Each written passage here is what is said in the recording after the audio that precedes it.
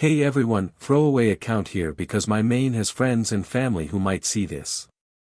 I, 34M, have been married to my wife, Sophie, 32F, for 8 years.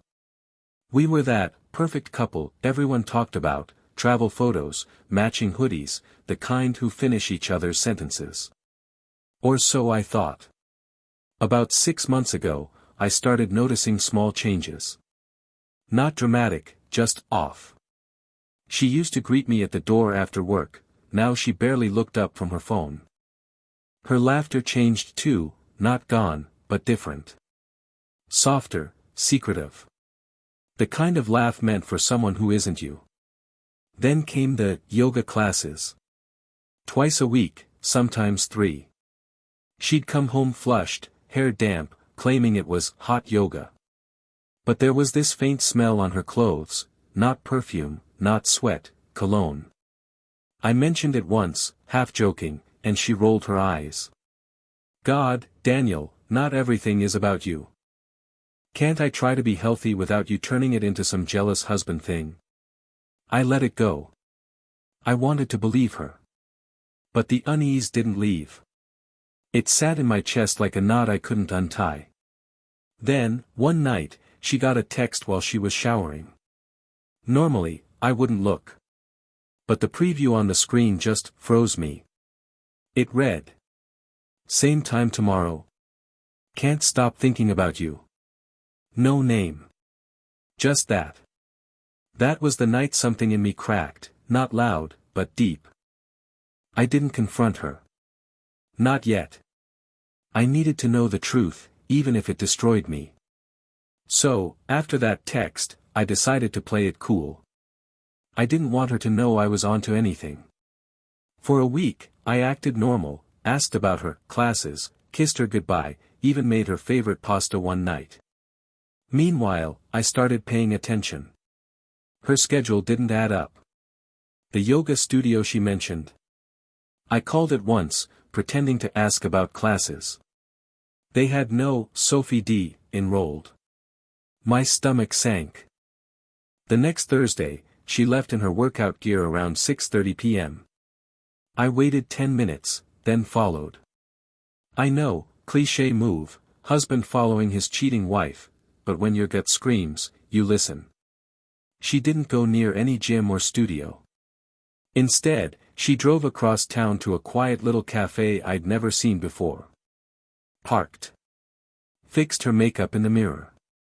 Then, like something out of a bad movie, a guy in a suit pulled up next to her. Mid-30s, smug look, slicked hair, the type who thinks his reflection deserves applause. They walked inside together, laughing.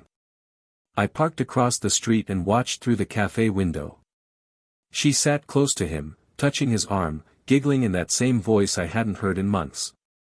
Then I saw it, her hand over his. Intimate. Familiar. Their faces drew close, like it was the most natural thing in the world. Their lips brushed, and my world just stopped. 8 years. Just like that, traded for some cheap thrill in a cafe corner. I didn't go in. I didn't rage or scream. I just sat there, watching as the woman I loved acted like a stranger. When she finally got home that night, she hummed while making tea, pretending everything was normal. Then she kissed me goodnight, the same lips that had just touched his. I whispered, I hope he makes you happy. She froze. The cup clinked against the counter. Her voice came out sharp, defensive. What the hell are you talking about? And that's where everything started to unravel. She turned to me with that look, the one she used when she was caught in a lie but refused to admit it. Her face twisted, eyebrows raised just enough to act offended. Daniel, you're being paranoid again. What is this, some sick joke? I didn't answer. I just stared at her.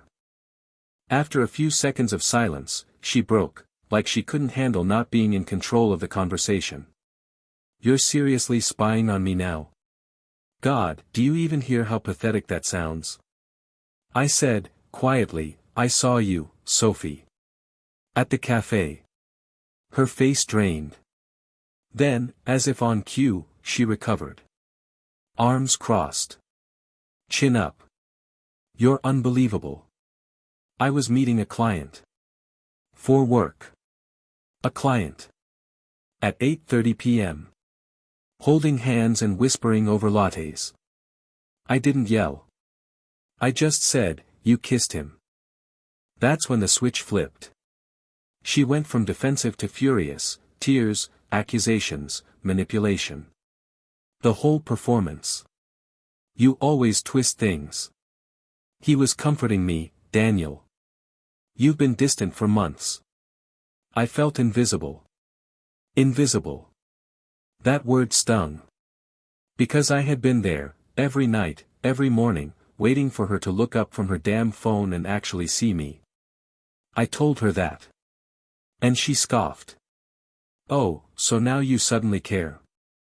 Maybe if you'd actually tried before, I wouldn't have needed someone else to make me feel wanted. It was like watching someone stab you, then ask for sympathy because their hand hurts. I didn't sleep that night. She stormed into the guest room, muttering about how I ruined everything. Me, the guy who didn't cheat, didn't lie, didn't sneak out under false pretenses. By morning, she acted like nothing happened. Made coffee, scrolled her phone, humming again. I realized something then, she wasn't sorry. She was caught. The morning after the confrontation felt like living with a stranger. Sophie moved through the kitchen like it was any other day, pouring coffee, scrolling her phone, pretending her world hadn't just imploded. I sat at the table, staring into my cup, my mind replaying everything. The laughter at the café. The way she said, "client." The way her lips didn't tremble when she lied. When I finally asked, "So what now?" She sighed dramatically, like I was the one inconveniencing her. "Daniel, can we not do this? I told you it was a misunderstanding. You're overreacting." I was stressed, okay. He's just someone who listened when you didn't. That line hit me harder than I expected. Not because it was true, it wasn't, but because it showed how easily she could twist the narrative.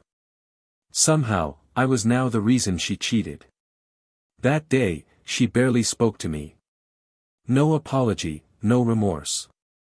Just silence and sighs, as if I were a child sulking over nothing.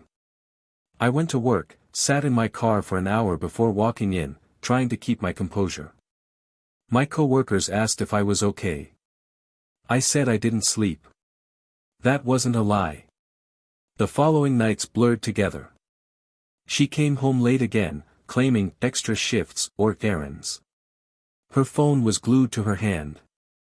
Every buzz felt like a bullet to my chest. I didn't even need to check it anymore. I knew. But here's the part that messed me up most, she started acting happier. Freer. Like the weight of pretending was finally off her shoulders now that she'd said her half-truths. She even started humming in the shower again. That same tune I used to love. Now, it made my stomach twist. I tried talking to her once more, tried to reach the person I married. But she cut me off mid-sentence. "Daniel, I can't keep living like this. You're making me feel guilty for something that wasn't even real. You're obsessed. Not real. 8 years. Not real." That night, I sat in the dark, replaying our wedding video on my laptop. Her vows sounded like a cruel joke now. A few days after that argument, I stopped pretending too. The house had gone cold, emotionally and literally. We barely spoke. Meals were separate. She'd make herself dinner, leave the dishes in the sink, and disappear into the bedroom with her phone glowing against her face. Then came the night. She said she was staying late at work again. Same excuse. Same fake concern in her voice. "Don't wait up, okay? I'll probably be exhausted." But something in her tone was different this time, softer, almost rehearsed. Like she'd practiced saying it in the mirror. I decided that was it. No more wondering, no more guessing. I followed her again. Same route at first, but this time she didn't stop at the café. She drove to a hotel, not a fancy one, just a mid-range place off the highway. Parked near the back entrance like she'd done it before. I watched her step out, phone in hand, typing something with that faint little smirk she'd started wearing lately. Minutes later, the same man from before pulled up. I could see them laugh as she leaned into him. They disappeared through the side door together. I sat there for 2 hours. Didn't cry. Didn't scream. Just stared at the glowing vacancy sign until the red letters blurred into nothing. When she finally came out, her hair was messy, her smile wide. She looked lighter, happier, the kind of happy she hadn't been with me for a long time. That drive home was the longest of my life. Every turn felt heavier than the last. By the time I got home, I'd made my decision. I wasn't going to confront her again. Not with words. Words meant nothing to someone who could lie so effortlessly. Instead, I started preparing. Quietly. Methodically. I made copies of everything, messages, receipts, the fake yoga schedule, even photos of her car at the hotel. When she came home later that night, humming again, she found me sitting at the table. Laptop open, folder in front of me. "Daniel, why are you still awake?" I looked up and said, "You should probably sit down." Her face shifted from fake concern to panic in seconds. She didn't even need to see what was in the folder. She already knew. She stood there frozen, her purse still on her shoulder, keys dangling in her hand. I slid the folder toward her. Inside were the printed messages, the cafe photos, the hotel receipt, everything. Her eyes darted over the papers, and for a split second, I saw it, guilt. Real, raw guilt. But it vanished almost instantly, replaced by that same cold defiance she'd worn for weeks. "Wow," she said, her voice sharp as glass. "You actually followed me? You took pictures? What the hell is wrong with you, Daniel?" I didn't answer. I just asked, quietly, "How long?" She sighed, tossed her purse onto the couch, and rolled her eyes like I'd just asked something stupid. "Does it even matter? You've been unbearable lately. Always suspicious, always paranoid. You pushed me away." That line, "you pushed me away," was the knife twist. Classic deflection. Turn the blame back on me. "So it's my fault you've been sleeping with someone else?" I asked. She laughed. Laughed. "Oh, don't be dramatic. It's not like that. It just happened. You've been distant for months. I needed someone who actually listens." I could feel my heart pounding in my chest. "Someone who listens. You mean the guy at the hotel?" That wiped the smirk off her face. Her jaw tightened. "You don't know anything about him." "I know enough," I said. "I know he's married too." Her eyes widened. That hit her. She stammered for a moment before snapping back.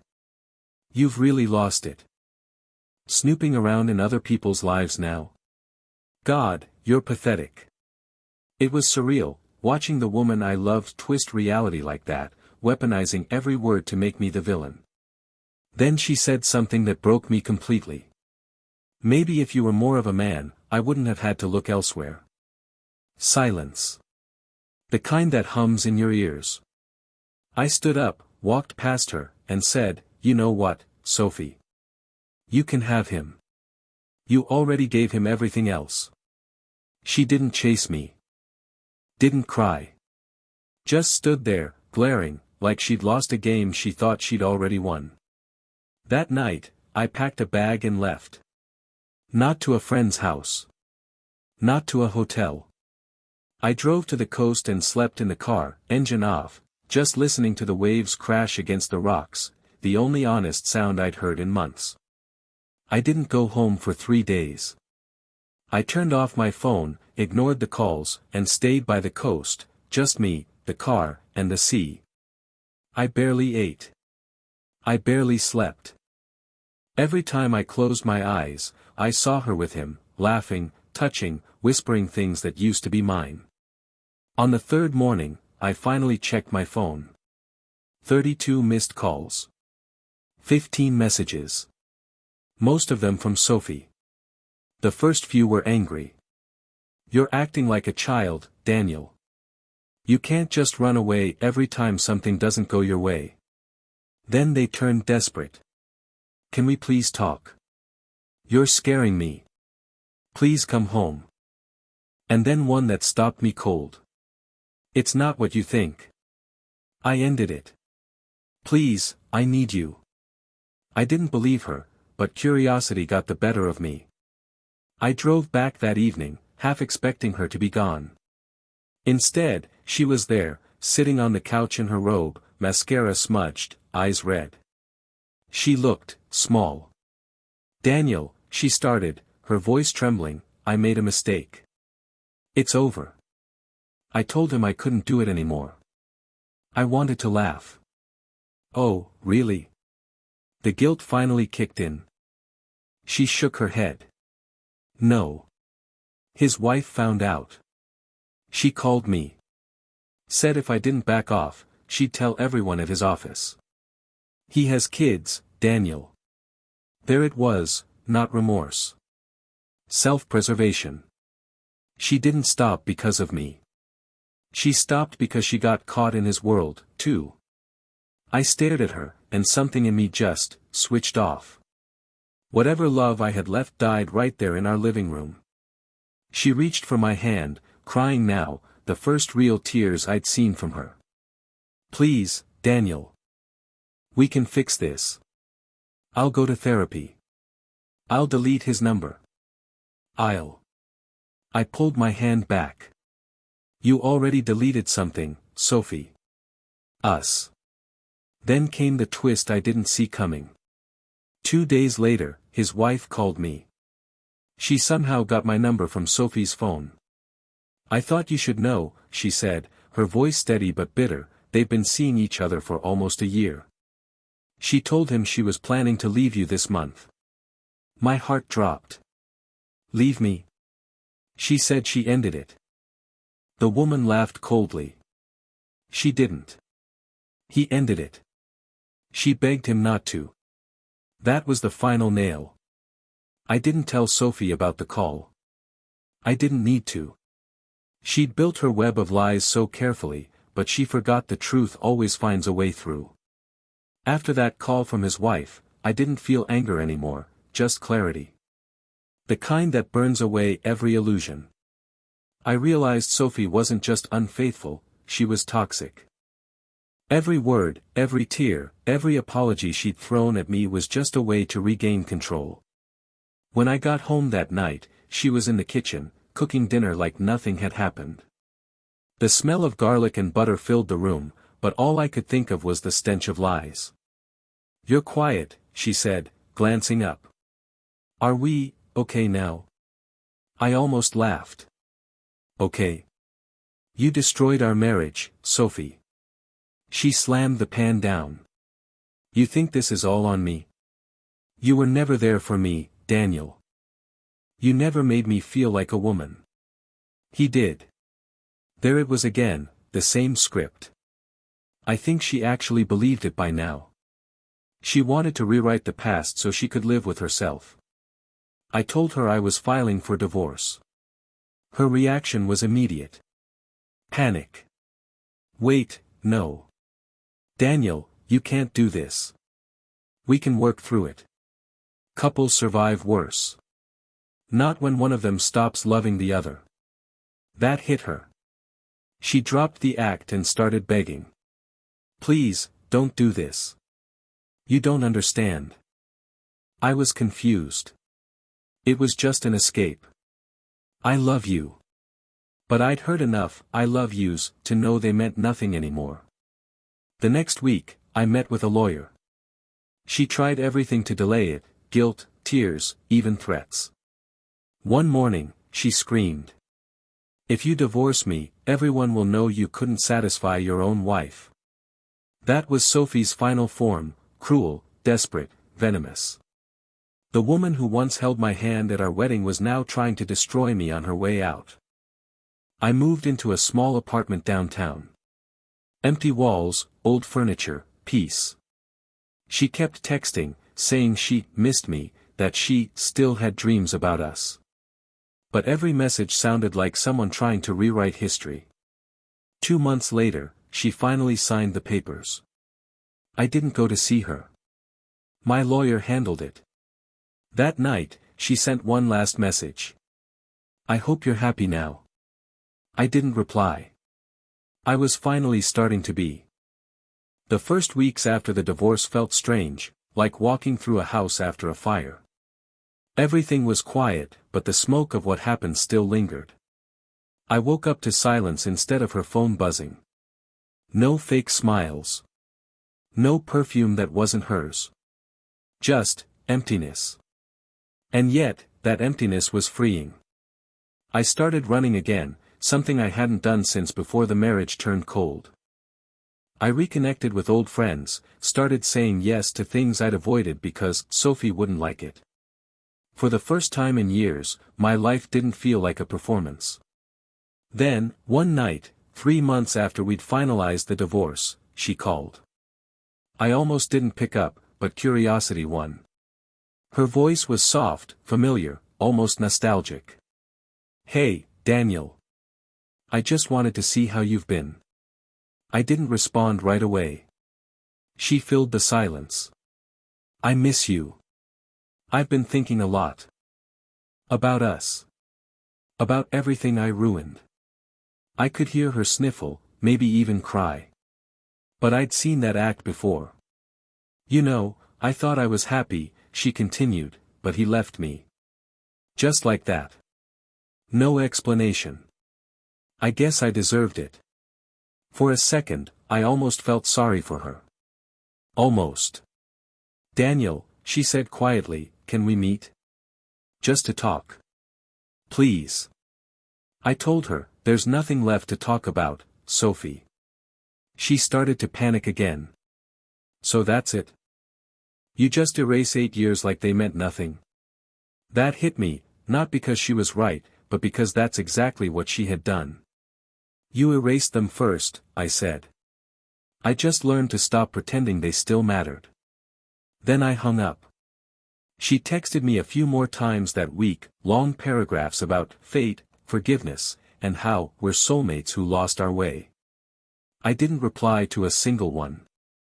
A mutual friend told me later she tried dating again but couldn't stop talking about me. How I was too cold, too logical, too good for her. Maybe she thought that would win sympathy. It just confirmed what I already knew, Sophie didn't miss me. She missed control. And that's when I realized something vital: healing doesn't start when they apologize. It starts when you finally stop waiting for it. It's been almost a year since the divorce, and I can finally say it, I'm free. Not just from Sophie, but from the person I used to be when I was with her. The man who walked on eggshells to keep the peace. The man who confused being loyal with being blind. The hardest part wasn't losing her.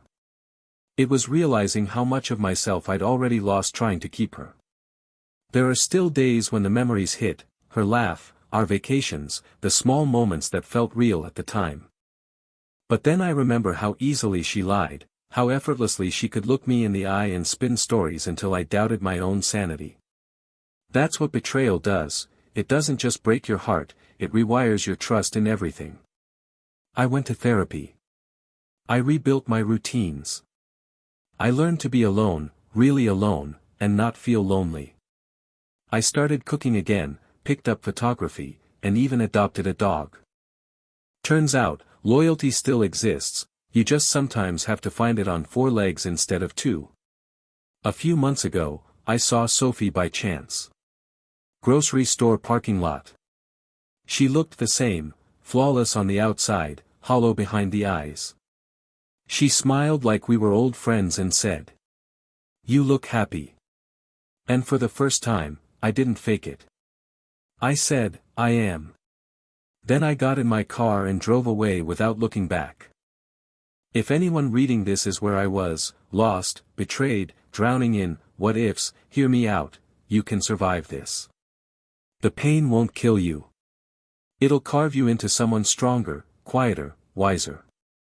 The kind of person who won't mistake manipulation for love ever again. Sophie taught me the most painful lesson of my life, that love without respect isn't love at all. And I guess that's what I'd tell anyone going through the same thing: don't chase the person who broke you. Chase the version of yourself who finally learned you deserved better. The end.